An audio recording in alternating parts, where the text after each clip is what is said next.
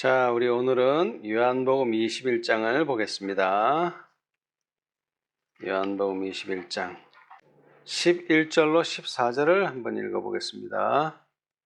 시몬 베드로가 올라가서 그물을 육지에 끌어올리니 가득히 찬 큰 고기가 153마리라. 이같이 많으니 그물이 찢어지지 아니하였더라. 예수께서 가라사대 와서 조반을 먹으라 하시니 제자들이 주신 줄 아는 고로 당신이 누구냐 감히 묻는 자가 없더라. 예수께서 가셔서 떡을 가져다가 저에게 주시고 생선도 그와 같이 하시니라. 이것은 예수께서 죽은 자 가운데서 살아나신 후에 세 번째로 제자들에게 나타나신 것이라.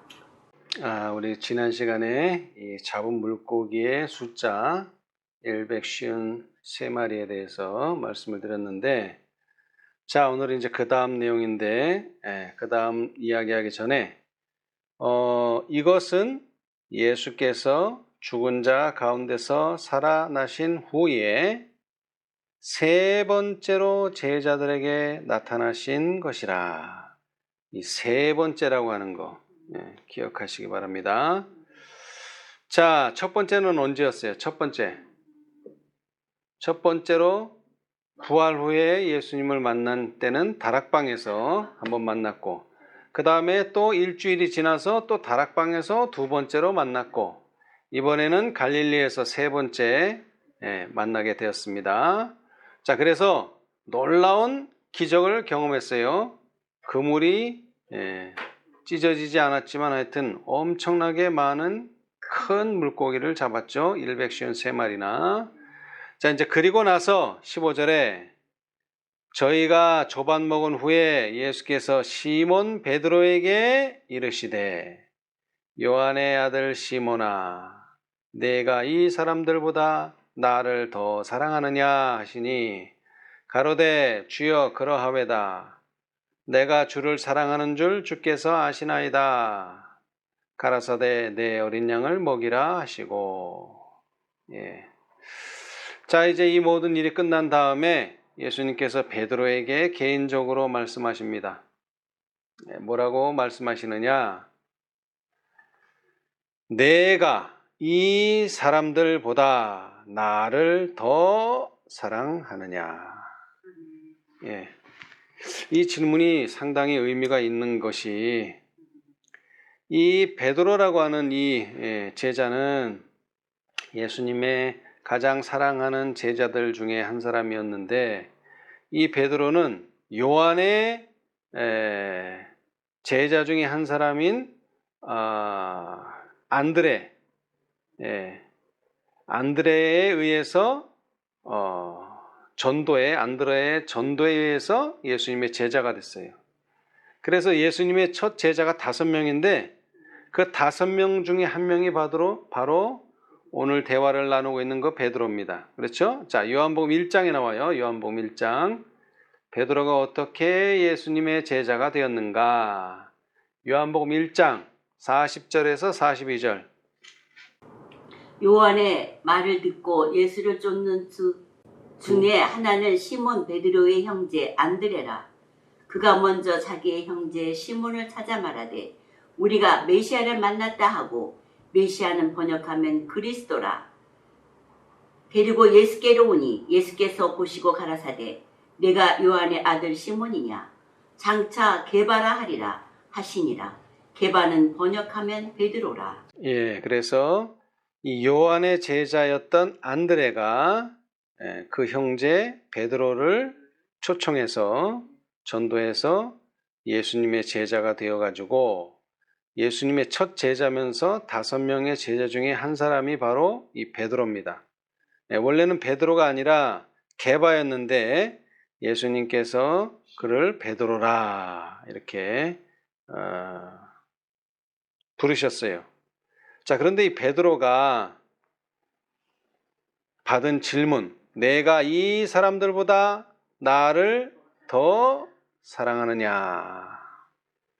라는 질문 속에 여러 가지 생각을 할 수 있는데, 이 베드로가 어떤 사람이냐면은, 베드로가 자 마태복음 16장 아주 신앙심이 좋은 사람이에요.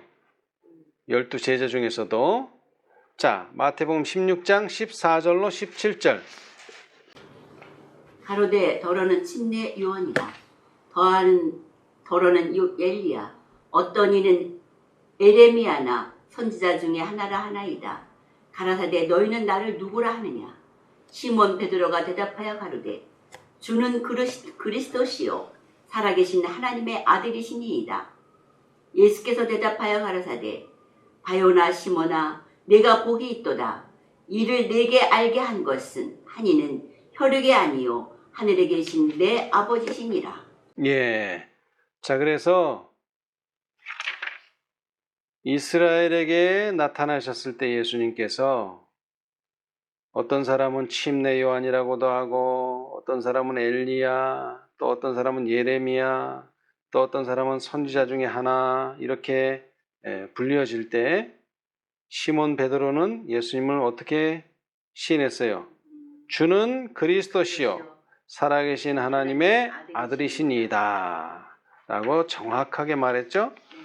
그 정도로 신앙이 좋고 분별력도 있는 사람이었는데 한 사건이 베드로를 나락으로 떨어뜨렸어요. 그게 뭡니까?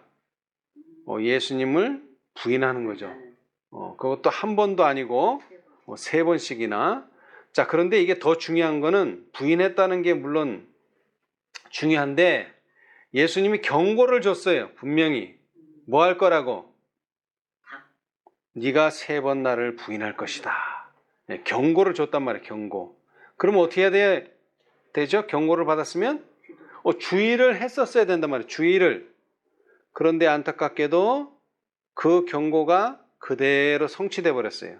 자, 요한복음 13장 36절에서 38절에 예언을 하셨어요. 예언. 36절 시몬 베드로가 가로되 주여 어디로 가시나이까? 예수께서 대답하시되 나의 가는 곳에 내가 지금은 따라올 수 없으나 후에는 따라오리라. 이게 죽음을 말하는 거죠. 베드로가 가로되 주여 내가 지금은 어찌하여 따를 수 없나이까? 주를 위해 내 목숨을 버리겠나이다. 여기에는 그렇게 표현했지만 또 어디에는 뭐라 그랬어요? 이 사람들보다 나는 예수님을 더 사랑한다라는 말을 하면서 나는 절대로 예수님을 따라갈 것이다. 심지어는 뭐예요?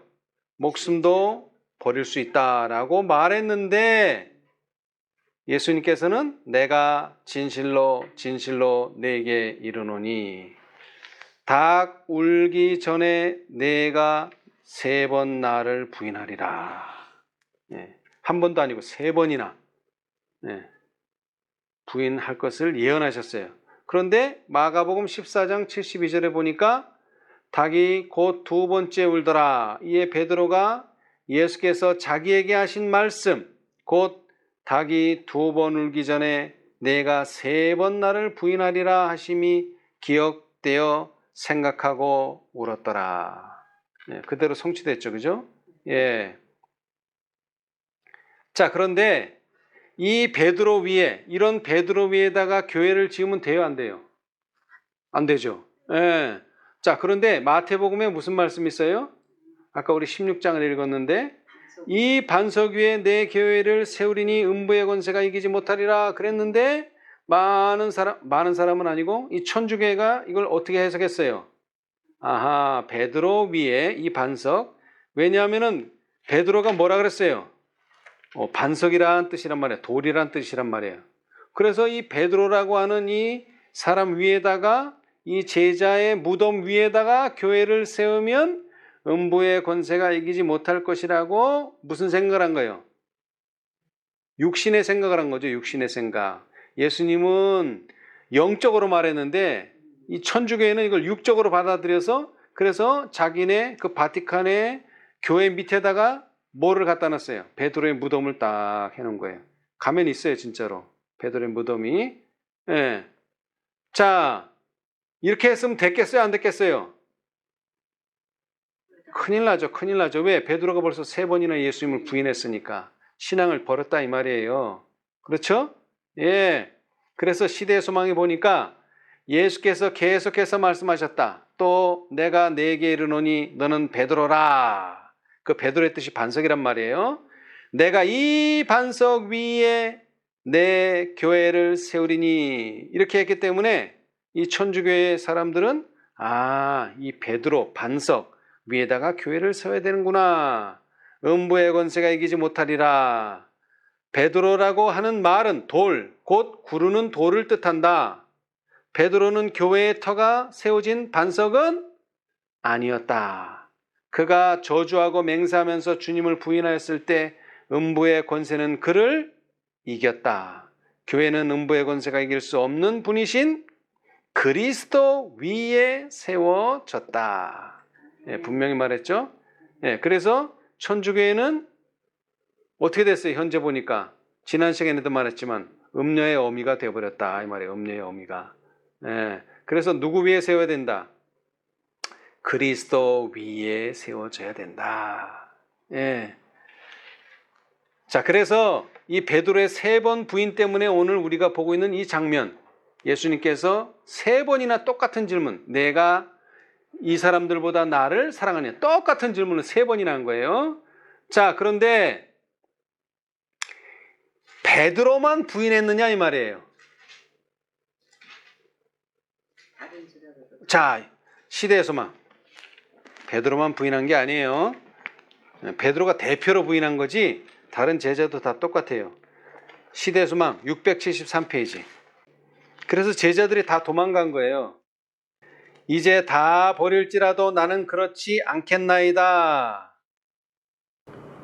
이제 다 버릴지라도 나는 그렇지 않겠나이다 라고 격렬히 항의하는 베드로의 음성이 들린다.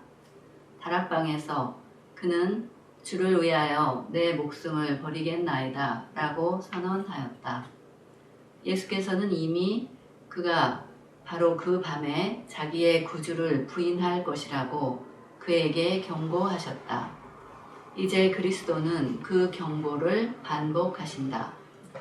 내가 진실로 내게 이르노니 오늘 이 밤 닭이 2번 울기 전에 내가 3번 나를 부인하리라.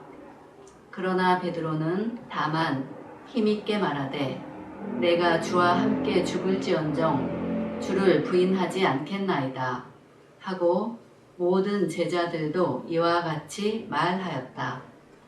그들은 자기 과신에 빠져 그들을 아시는 그분의 반복된 말씀을 부인하였다. 그들은 시험에 대처할 준비를 갖추지 못했으며 시험이 그들을 덮칠 때에 자신들의 연약함을 깨달을 것이었다. 아멘. 자, 그래서 베드로가 대표로 말했지만 모두가 다 뭐라 그랬어요? 다 예수님 십자가 달리실 때 다 부인했다 이 말이에요. 근데 그 원인이 뭐예요? 그들은 자기 과신에 빠져 그들을 아시는 그분의 반복된 말씀을 뭐하였다? 부인하였다. 그래서 시험에 대처할 준비가 갖추어지지 않아서 결국 시험에 빠졌다 이 말이에요. 시험에 빠지고 나서야 내가 잘못됐구나. 이제 그제서야 깨닫는 거예요. 그 전에는 못 깨닫다가 말씀으로 깨달아야 되는데 말씀을 부인하니까 실제로 경험을 하게 되는 거예요. 자, 여기서 시험에 대처할 준비란 그럼 뭘까요? 시험에 대처할 준비. 어떤 준비가 되지 않아서 그렇게 됐을까요? 지금 자기 과신에 꽉 차 있는 사람들이 그래도 뭐를 했더라면 준비가 됐을 건가요? 자, 713페이지. 이제 겟세마네로 갑니다. 713페이지. 베드로가 큰 죄를 지을 길을 마련하고 있을 때가 베드로가 큰 죄를 지을 길을 마련하고 있을 때가 바로 예수께서 베드로에게 깨어 기도하라고 명하셨는데도 자고 있던 바로 그때였다. 그 결정적인 순간에 잠을 잤으므로 제자들은 모두 큰 손실을 당했다. 그리스도께서는 그들이 통과해야 할 불같은 시련을 아셨다. 그분은 어떻게 사단이 그들의 감각을 마비시켜서 그들로 시련을 대비하지 못하도록 할 것인지를 아셨다. 그러므로 예수께서는 그들에게 경고를 주셨던 것이다. 동산에서 깨어 기도하면서 시간을 보냈더라면 베드로는 자기 자신의 연약한 힘만을 의지하도록 버려지지 않았을 것이다. 그는 주님을 부인하지 않았을 것이다. 예, 자 일단 거기까지 읽어봅시다. 뭐라고요? 뭐를 했더라면? 동산에서 깨어 기도하면서 시간을 보냈더라면 베드로는 자기 자신의 연약한 힘만을 의지하도록 버려지지 않았을 것이다. 그러니까 왜 부인한 거예요? 자기를 믿었기 때문에 부인한 거예요. 누구를 의지했었어야 되는데? 예수님을 의지했었어야 되고 예수님을 예수님과 함께 했더라면 부인하지 않았을 텐데 그 중요한 시간에 뭐를 하고 있었다? 잠을 자고 있었다. 여러분 라오디게아 상태를 뭐라 그래요? 우리는 보통 잠잔다. 근데 평상시에 잠자는 건 괜찮아요. 뭐 해야 될 시간에? 준비해야 될 시간에, 깨어 있어야 될 시간에 잠을 자면 이거는 앞으로의 그 불같은 시련을 감당할 수 없는 때가 온다 이거죠. 많은 사람들이 오늘날 일요일 시험령이 오면은 내가 뭐를 하고 뭐 하겠다. 안식일도 잘 지키고 이 미래를 생각하는데 그런 날은 오지 않는다. 왜? 지금 하지 않으면. 마찬가지로 베드로도 지금 깨어 있었어야 되는데 그 깨어 있어서 기도해야 될 시간에 그냥 잠을 잤다. 자, 그다음 제자들이 고민 가운데 계시는 그리스도와 같이 깨어 있었다면 그들은 십자가 위에서 고통당하시는 그분을 바라볼 수 있도록 준비되었을 것이다. 그들은 그분의 압도적인 고민의 성격을 어느 정도 이해하였을 것이다. 그들은 당신의 고통과 죽음과 부활에 대하여 예언하신 그분의 말씀을 회상할 수 있었을 것이다. 가장 어둡고 극심한 시련의 때에 희망의 빛이 어둠을 비춰서 그들의 믿음을 유지할 수 있게 했을 것이다. 아멘. 자, 그런데 그들은 이 준비가 되지 못했기 때문에 베드로를 위시한 모든 제자들이 도망을 가버리는 결과가 나타난 거죠. 그죠? 예. 자, 그래서 요한복음 21장 15절에 예수님께서 이제 질문하십니다. 이미 자신의 연약함을 너무나 잘 알고 겸비하고 회개하고 있는 베드로에게 저희가 조반 먹은 후에 예수께서 시몬 베드로에게 이르시되 요한의 아들 시몬아 내가 이 사람들보다 나를 더 사랑하느냐 하시니 가로되 주여 그러하외다. 옛날 같으면 이걸로 끝났어요. 주여 그렇습니다로 끝났어요. 근데 이제 자신의 연약함을 깨닫고 뭐라 그랬어요? 내가 주를 사랑하는 줄 주께서 아시나이다. 이게 주님이 아시는 게 중요하다 이거예요. 전에는 나만 알면 됐는데 이제는 주께서 아시나이다. 이제 그가 전과 다르다는 것이 분명히 나타났죠. 그럴 때 예수님께서 뭐라고 말씀하셨어요? 내 어린 양을 먹이라. 자, 이 어린 양, 베드로 너와 같은 연약한 그리스도인들을 뭐하라? 먹여라. 이 어리다는 말 속에는 어리석다는 의미가 포함되어 있대요. 얼마 전에 지났지만 어린이날이 지났죠. 그런데 이 어리다 이게 사전적으로 찾아보면 뭐예요? 어리다가 나이가 적다뿐만 아니라 어리석다. 이 양이 보통 어리석어요. 양이 이건 물인지 불인지 모르고 그냥 무리지어서 가는 거예요. 누가 잘못 인도하면 목자가 잘못 인도해도 그냥 가는 거예요. 목자만 보고 가는 거예요. 그냥 그게 양의 특성이래요. 자, 베드로가 예수님께서 주신 그 경고를 유의했더라면 이런 일이 안 생겼겠죠. 그죠? 그래서 결국 말씀을 잘 듣고 그 말씀을 유의하라.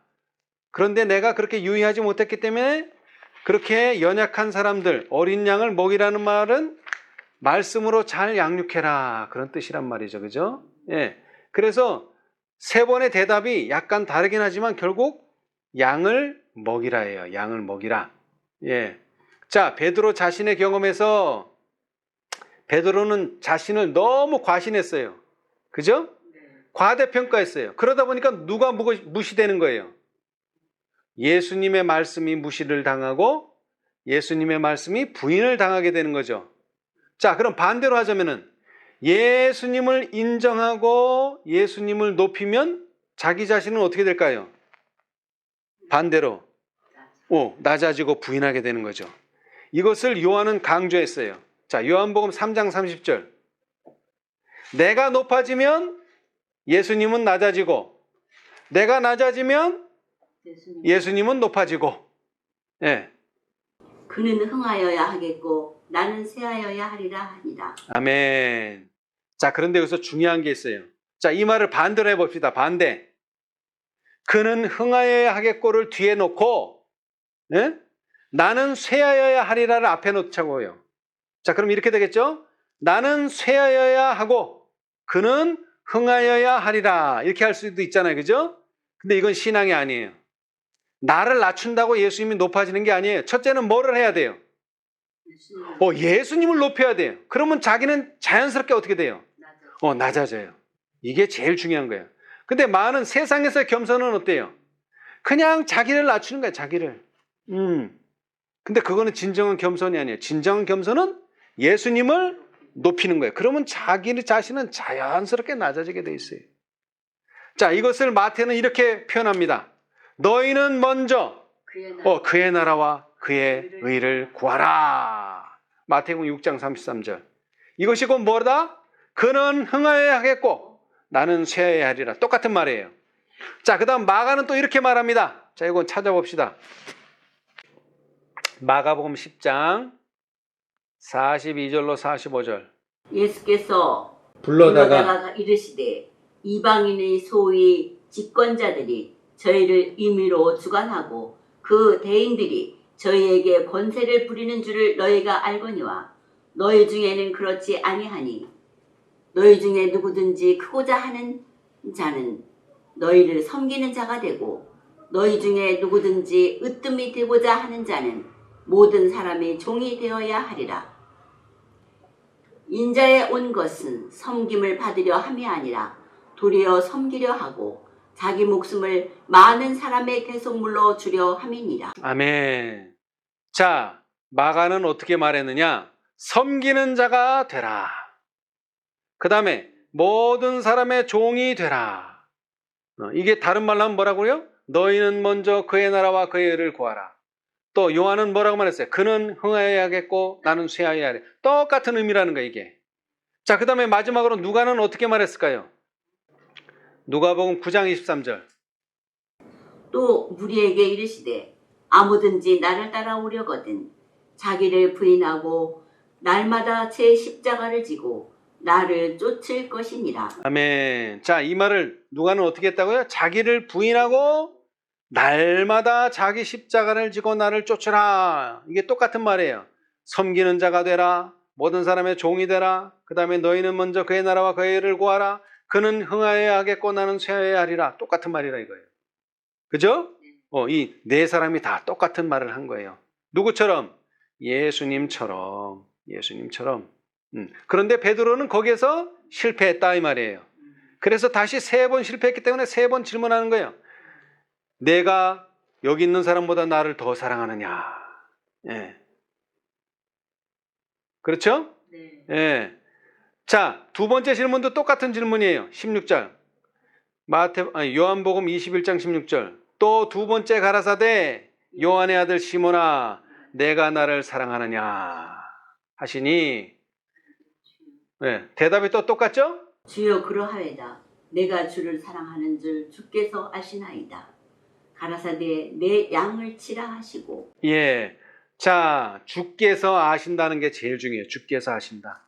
예, 전에는 나밖에 몰랐어. 내가 예수님을 사랑한다니까요. 나는 목숨도 버릴 수 있다니까요. 그게 중요한 게 아니야. 그것을 예수님이 아시느냐 모르시느냐 이게 중요해. 왜? 예수님은 어떤 분이시니까?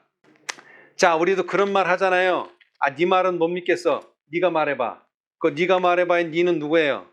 내가 신뢰하는 사람. 자, 계시록. 지금 이 라오디게아 시대에 예수님의 말이 왜 중요한가? 자, 계시록 3장 14절.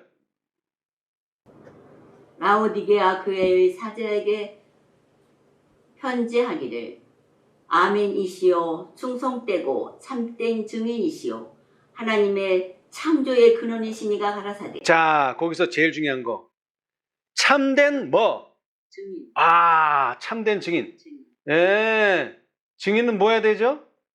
참된 증인. 말 그대로 바른 말을 해야 돼. 했는데 안 했다고 하고 안 했는데 했다고 그러면 안 되잖아요. 예수님은 참된 증인이란 말이에요. 근데 그 증인한테 물어봐야지 내 상태가 확실한 거야. 그렇죠? 내가 아는 내가 아니라는 거예요. 왜? 왜 그래요? 나는 이 세상에 살면서 자꾸 뭐예요? 자꾸 이리 갔다 저리 갔다 바람에 흔들리는 갈대와 같기 때문에 그래요. 그죠? 그런데 누구는? 예수님은 절대로 그렇지 않다. 그래서 우리가 흔들리지 않으려면 어떻게 해야 돼요? 참된 증인하고 꼭 붙어 있으면 우리는 안 흔들리죠. 당연히.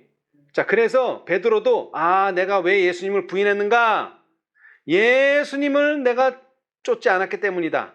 예수님의 말씀을 부인하고 의심했기 때문이다. 예수님께서 부인한다 그러면 내가 부인하나 보다 하고서 좀 조심을 했었어야 된단 말이에요. 그죠? 대비를 했었어야 되는데 내가 그럴 리가 없어. 자기를 믿은 거예요. 예수님을 믿은 게 아니라.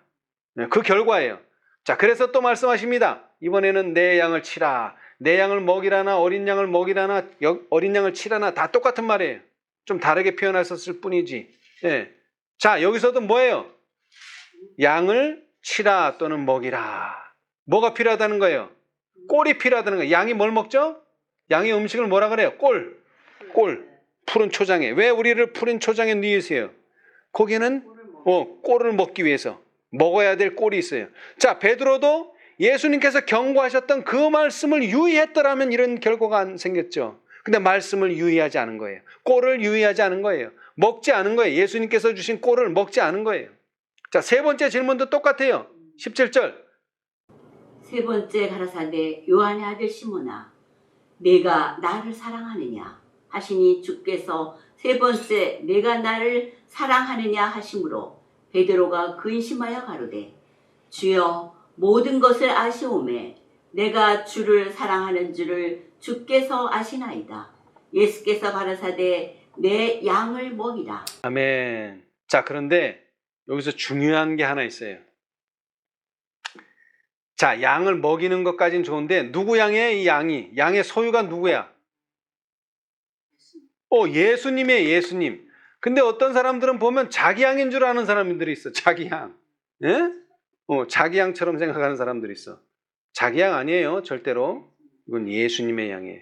우리는 예수님의 양을 뭐해서? 위탁받아서 그를 먹이는 거지. 이건 내 양이라고 생각하고 먹이면 큰일 납니다. 이거는. 우리 양이 아니에요. 내 양이 아니에요. 이것은 예수님의 양이에요. 그러니까 예수님의 양처럼 생각해야 된다 이 말입니다. 자, 시대의 소망을 보겠습니다. 812페이지. 이 세 번의 부인과 세 번의 질문이 의미하는 바. 자, 812. 베드로는 세 번이나 주님을 공공연하게 부인했었다. 예수께서도 세 번씩이나 바늘 돋친 화살과 같은 이 날카로운 질문을 그의 상처받은 마음에 던짐으로써 사랑과 충성의 보증을 베드로에게서 끌어내셨다. 모인 제자들 앞에서 예수님은 베드로의 회개의 깊이를 나타내셨으며 한때 재판하던 제자가 얼마나 완전히 겸손하게 되었는지를 보여주셨다. 거기까지. 자만하던. 자, 보세요. 베드로가 몇 번 부인했죠? 세 번 부인했기 때문에 이제 세 번 확답을 받으셔야 돼요. 예수님께서도. 근데 그 질문이 어떤 질문이라 그랬어요? 바늘 돋친 화살과 같은 아주 날카로운 질문을 하셨다. 그냥 대충 질문한 게 아니에요. 아주 예리한 질문을 하셨어요. 베드로가 뭐라고 말했기 때문에 나는 여기 있는 이 사람보다 예수님을 더 사랑한다고 말했기 때문에 그 말을 넣어서 질문한 거예요. 그렇죠? 네. 그런데 이것은 잘못하면 뭐를 낼 수 있어요? 말 그대로 날카로운 질문이니까 잘못하면 뭐가 될 수 있어요? 상처가 될 수 있죠. 상처가 될 수 있어요. 그런데 감사하게도 이미 베드로는 예수님을 3번 부인함으로 엄청난 상처를 받았지만 이미 뭐가 돼 있었어요, 이게? 회개하여서 치료가 돼 있었기 때문에 날카로운 질문을 받았지만 그의 마음은 상처를 전혀 받지 않았다. 이게 아주 중요합니다. 이미 베드로는 회개를 깊이 했기 때문에 이 모든 상처가 예수님과의 관계에서는 다 해결이 되어 있었어요. 자, 그런데 왜 이 질문하셨느냐? 공중 앞에서 부인했기 때문에 공중 앞에서 다시 시인하는 일이 필요했었다 이겁니다. 네, 그래서 이 날카로운 질문을 받았지만 그는 다시 상처받지는 않았다. 예. 그런 내용이 사도행전에도 나와요. 자, 우리 사도행전 515페이지. 자, 베드로는 뭐가 돼 있는 거예요? 이제 이미 회개하고 돌이켜서 회복이 다 되고 이 질문이 끝나고 이제 뭐를 받았죠? 오순절날 성령을 받아서 성령의 역사를 충분히 경험하고 예수님의 제자로서의 역할을 충분히 다했기 때문에 사도행전에서도 또 한 번 나오는 거예요. 잘했다. 이제 회개했다는 것이 이제는 그때는 대답만 했었는데 이제 대답이 아니라 실제 행동에서도 그의 생애에 있어서도 그가 정말 회개했다는 것을 보여주는 겁니다. 자, 518페이지 해변에서 그리스도와 제자들과의 마지막 회합에서 해변에서 그리스도와 제자들과의 마지막 회합에서 내가 나를 사랑하느냐는 3번의 거듭된 질문으로 시험을 받은 베드로는 12 제자 중의 그의 자리를 회복하였다. 그의 사업이 그에게 지정되었다. 그는 주의 양을 먹여야 하였다. 이제 회개하고 간합하심을 받은 베드로는 우리 밖에 있는 양들을 구원하고자 노력해야 할 뿐 아니라 양의 목자가 되어야 하였다. 아멘. 자, 그 일을 이제 이 사도 행적을 통해서 베드로가 회개했다고 하는 그 결과물을 사람들은 보게 되었다 이 말입니다. 그래서 사도 행적에서 다시 한번 강조하는 거예요. 3번 부인했지만 그는 회복되어서 예수님의 제자로서의 역할을 충분히 잘했다. 주의 양은 어디에 있어요? 우리 안에도 있지만 또 어디에도? 우리 밖에도 있어요. 그래서 우리 밖에 있는 양, 이방인들을 구원하기 위해서 베드로는 애썼다 하는 것을 보여주고 있죠. 자, 그런데 여기서 중요한 거 한 가지. 자, 그 뒤에 그리스도께서는 베드로에게 단 하나의 봉사의 조건 내가 나를 사랑하느냐를 언급하셨다. 이것이 필수 자격이다. 비록 베드로가 다른 모든 자격을 구비하고 있다 할지라도 그리스도에 대한 사랑이 없다면 그가 하나님의 양떼를 치는 충성스러운 목자가 될 수 없었을 것이다. 지식, 자비심, 웅변, 열심 이 모든 것은 선한 사업의 기묘한 요소이긴 하지만 마음 가운데 그리스도에 대한 사랑이 없다면 그리스도 교회의 목사의 사업은 실패한다. 아멘. 자, 여기서 베드로에게서 배울 교훈 중에 하나가 자, 목자, 양을 먹이고 양을 치는 사람들의 첫 번째 조건은 뭐다? 자질이 아니다. 자질, 지식, 자비심, 웅변, 열심 이런 것도 필요하죠. 그러나 제일 중요한 건 뭐다? 그리스도에 대한 사랑. 내가 나를 사랑하느냐. 예수님을 사랑하면 예수님의 누구도 예수님의 양들도 사랑할 수 있지만 예수님을 사랑하지 않으면 예수님의 양들도 사랑할 수 없다. 이게 아주 제일 중요한 요소예요. 내가 나를 사랑하느냐. 자, 아까도 말했지만 이 21장에 3이 많이 나오죠. 예수님께서 몇 번 질문했죠? 3번. 그런데 14절에 보니까 또 뭐예요? 이것은 예수께서 죽은 자 가운데서 살아나신 후에 몇 번째? 3번째 나타나신 것이라. 그래서 이 요한복음 21장은 3을 강조하고 있어요. 자, 그런데 이 3을 생각하면서 세상에 사는 사람들이 하나님을 부인한 것도 3번이 아닌가 한번 제가 생각을 해봤어요. 자, 제일 먼저 어디서 부인했어요? 이 세상의 사람들이 하나님을 에덴에서 에덴에서 제일 먼저 부인했죠. 어떻게 부인했어요? 자, 창세기 2장 17절. 자, 이 부인에도 말씀이 관련되어 있어요. 그죠? 말씀. 하나님께서 뭐라고 말씀하셨는데? 선악을 알게 하는 나무의 실과는 먹지 말라.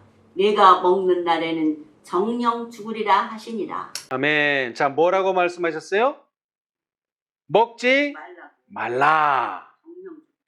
근데 그 말씀을 어떻게 했어요? 무시했기 때문에 하나님을 부인한 게 됐다 이 말이에요. 자, 그래서 어떻게 됐죠? 자, 3장 6절. 여자가 그 나무를 본즉 먹음직도 하고 보암직도 하고 지혜롭게 할 만큼 탐스럽기도 한 나무인지라. 여자가 그 실과를 따먹고 자기와 함께한 남편에게도 주며 그도 먹은지라. 예, 뭐라 그랬는데? 먹지 말라 그랬는데 먹은지라. 이게 뭐라고요? 하나님을 부인한 거죠. 다시 말하면 말씀을 믿지 않고 부인한 거죠. 예. 자, 그래서 결과가 어떻게 됐어요? 결국 에덴 동산에서 쫓겨나죠. 자, 22절로 24절. 여호와 하나님이 가라사대 보라 이 사람이 선악을 아는 일에 우리 중 하나같이 되었으니 그가 그 손을 들어 생명나무 실과도 따먹고 영생할까 하노라 하시고 여호와 하나님의 에덴 동산에서 그 사람을 내어보내어 그의 근본된 토지를 갈게 하시니라. 이같이 하나님이 그 사람을 쫓아내시고 에덴 동산 동편에 그룹들과 두루 도는 화영검을 두어 생명나무의 길을 지키게 하시니라. 아멘. 자, 그런데 이런 일이 전에도 있었다. 전에도. 어떻게 알 수 있어요? 우리 중 하나같이 되었으니. 그 누구 말하는 거예요? 사단과 그의 천사들. 그래서 어떻게 됐어요? 이 사람들도, 이 천사들도 하늘에서 쫓겨났죠. 계시록 12장에 쫓겨났어요. 그런데 누구도 아담과 하와도 결국 하나님의 말씀을 부인하고 하나님을 부인했기 때문에 결국 뭐예요? 에덴 동산에서 쫓겨나는 거죠. 예. 자, 이게 첫 번째 부인이에요. 하나님을. 자, 그 다음에 두 번째는 뭐예요? 두 번째. 이스라엘 백성들이 누구를 부인했어요?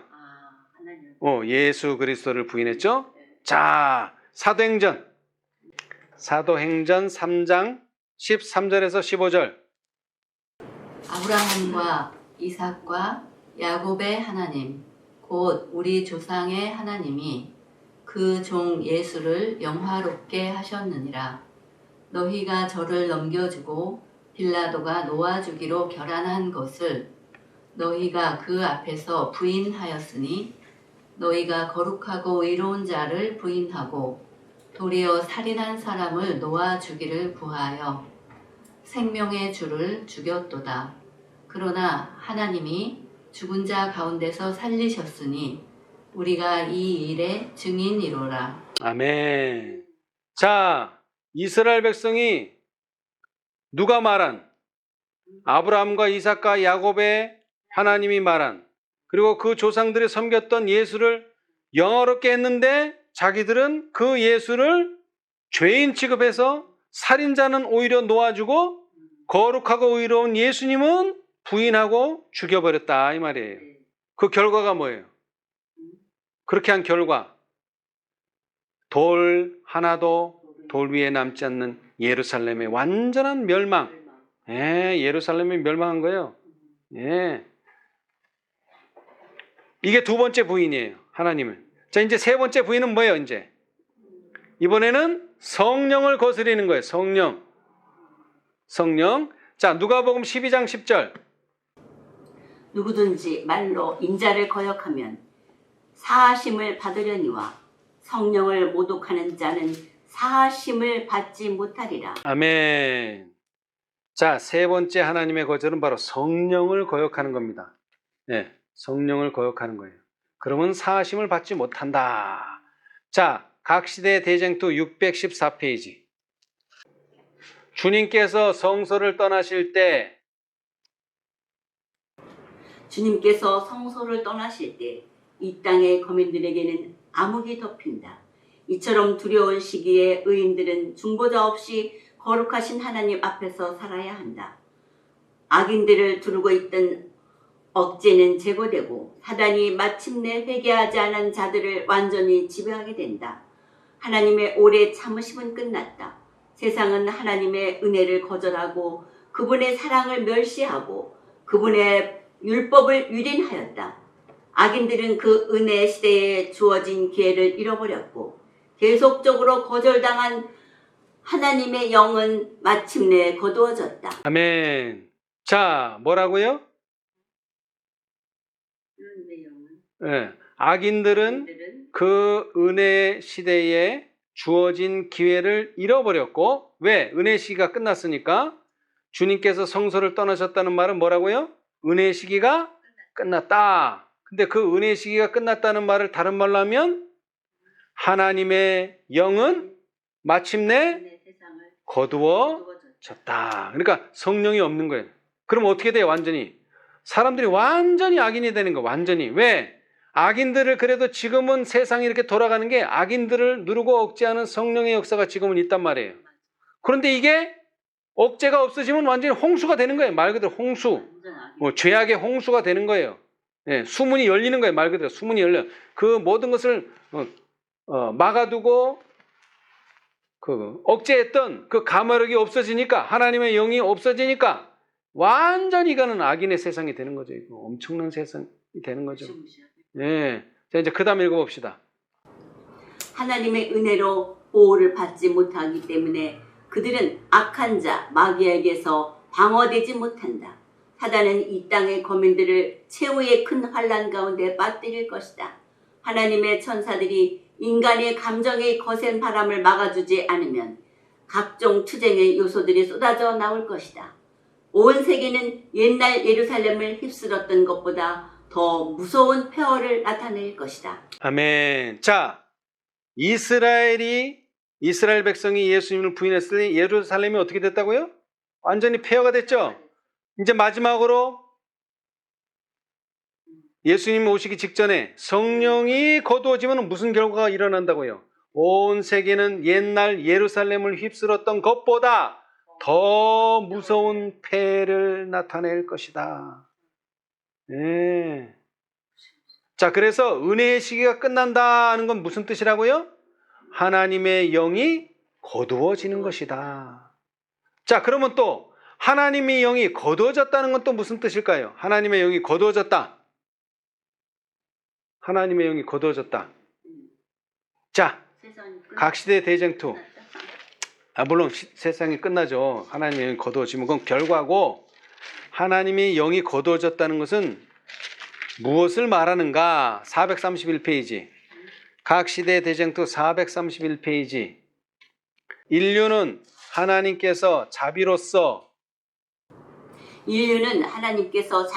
보내주시는 경고를 거절하고서도 무사할 수는 없다. 노아 시대에는 하늘로부터 한 기별이 이 세상에 주어졌는데 그 기별을 취급한 태도 여하로 사람의 구원이 좌우되었다. 경고를 거절함으로 하나님의 성령께서는 죄 많은 인류에게서 떠나고 그들은 마침내 홍수로 멸망을 당하였다. 예, 자, 거기까지. 자, 예수님께서도 베드로에게 뭐 하셨어요? 베드로에게 뭐 하셨어요? 경고. 뭐로? 말씀으로. 예. 그런데 또 노아 시대도 또 어땠어요? 경고. 뭐로? 말씀으로. 그랬는데 그 경고를 거절함으로써 뭐가 떠나는 거예요?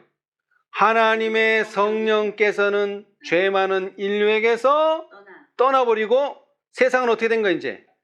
홍수로 멸망을 당하였다. 예. 그러니까 성령이 떠나시면 결국 망하는 거예요. 예. 노아 시대 때는 물로 망했지만 이제 예수님 재림 전에는 불로 망하는 거예요. 자, 그 다음 읽어보겠습니다. 아브라함 당시에도. 아브라함 당시에도 은혜는 소돔의 흉악한 주민들을 위하여 더 이상 간언하지 못하였으므로 롯과 그 아내와 두 딸 외에는 모든 사람이 하늘에서 내려온 불로 멸망되었다. 또한 그리스도의 시대에도 그러하였으므로 하나님의 아들께서는 당시에 믿지 않는 유대인에게 보라 너희 집이 황폐하여 버림바 되리라고 선언하였다. 무한한 능력을 가지신 분께서는 마지막 시대를 내다보시고 진리의 사랑을 받지 아니하여 구원함을 얻지 못할 자들에 대하여 이러므로 하나님이 유혹을 저희 가운데 역사하게 하사 거짓 것을 믿게 하심은 진리를 믿지 않고 불의를 좋아하는 모든 자로 심판을 받게 하려 하심이니라.고 선언하신다. 그들이 하나님의 말씀의 교훈을 거절할 때 하나님께서는 당신의 성령을 거두어 버리시고 그들이 좋아하는 기만 가운데 버려두신다. 아멘. 자, 은혜의 시기가 끝났다는 말은 하나님의 영이 거두어졌다. 그러면 하나님의 영이 거두어졌다는 말은 무슨 뜻이라고요? 그들이 하나님의 말씀의 교훈을 뭐 할 때? 거절할 때 하나님께서는 당신의 성령을 거두어 버리신다. 그러면 어떻게 돼요? 멸망. 그들이 좋아하는 기만 가운데 버려진다. 그래서 멸망하는 거예요. 네. 자, 아까도 말했지만 노아의 때도 그랬다 그랬죠? 하나님께서 경고를 주셨는데 말씀으로 경고를 거절했어요. 그러니까 거절한 결과가 뭐예요? 하나님의 성령께서 떠나는 거예요. 하나님의 성령께서 떠나니까 마침내 멸망당하는 거죠. 마찬가지예요. 예수님이 오시는 때, 마지막 때도 뭐를 주셨는데? 경고를 주셨는데 그 경고를 거절함으로써 뭐가 떠나고? 하나님의 성령이 떠나고 결과적으로 결국 이 세상은 사단이 지배하는 세상이 되고 멸망하게 된다. 노아의 때 하나님의 말씀의 교훈을 거절함으로 하나님의 성령께서 죄 많은 인류를 떠나고 마침내 홍수로 멸망을 당했던 것처럼 예수님께서 재림하실 때는 하나님의 말씀의 교훈을 거절함으로 하나님의 성령께서 죄 많은 인류를 떠나고 불로써 멸망을 당하게 될 것입니다. 그렇죠? 예, 자, 그럼 우리는 어떻게 준비해야 돼요? 하나님의 말씀의 교훈, 하나님의 말씀의 경고를 거절하지 않도록 항상 깨어서 기도하는 자가 되시기를 바랍니다. 아멘.